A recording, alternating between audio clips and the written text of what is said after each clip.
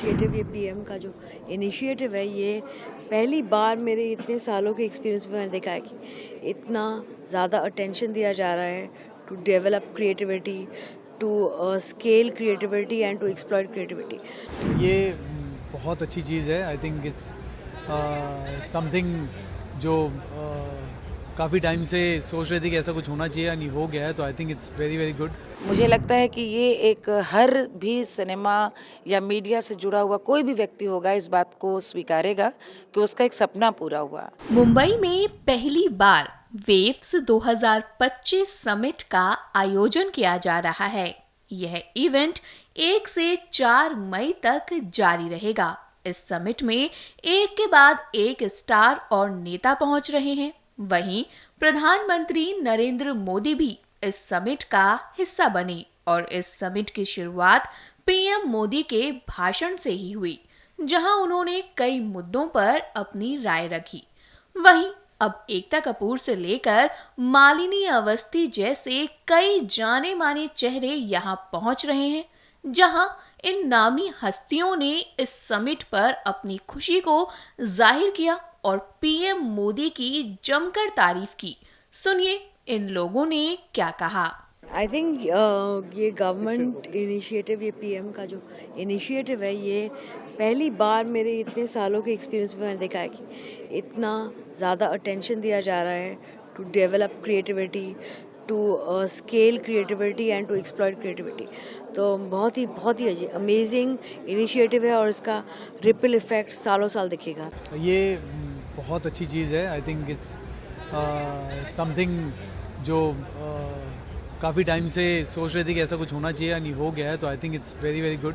And इस तरीके का टेक्नोलॉजी मीट्स एंटरटेनमेंट और ये सारी चीज़ें जो है बायर सेलर और ये सारी चीज़ें जो एक ये बनाए, ये एक्चुअली बहुत अच्छी बात है हम लोगों के लिए, as a creator, as a entertainer, as a film maker. I think ये बहुत अच्छी बात है। प्रधानमंत्री ने कहा है कि इंडस्ट्री को ग्रोथ होगी, जी, बूस्ट होगा, क्या लगता है आपको? बिल्कुल बिल्कुल। अब प्रधानमंत्री जी ने कहा है तो मतलब और ये किया है तो कुछ सोच समझ के किया है, एंड ये ऑफ कोर्स ग्रोथ होगा, इसका बहुत बहुत फ़ायदा होगा हमको। एआई को इंडस्ट्री में लाया जा रहा है, नई जी। नई टेक्नोलॉजी को दिखाया जा रहा है, तो किस तरह से देखते हैं इसे? एआई है ऑफ कोर्स बहुत इंटरेस्टिंग भी है। दोनों चीज़ें हैं, ख़राब भी हो सकती है, अच्छी भी हो सकती है, तो दोनों आपको देखना है कि किस तरीके से आपको उसको सही ढंग से लेके आना है उसको। मुझे इतनी खुशी हो रही है कि इस तरह की एक शुरुआत हुई है जो बहुत पहले हो जानी चाहिए थी। कहानियाँ दुनिया भर में कही जाती हैं, लेकिन भारत की कथाएं, उन्होंने भारत को ही आज तक बचा के रखा है। हर प्रांत, हर अंचल में, हर भाषा, हर बोली में हजारों साल पुरानी कथाएं हैं। कहीं भी आप उठाकर देखें, दादी नानी की कहानी है, प्रेरक साहित्यकारों की कथाएं हैं, लेखकों की कथाएं हैं, लोक कथाएं हैं, और उन कथाओं के अनंत श्रोता हैं। लेकिन आज का समय उन कहानियों को जीवंत रूप से दिखाने का है।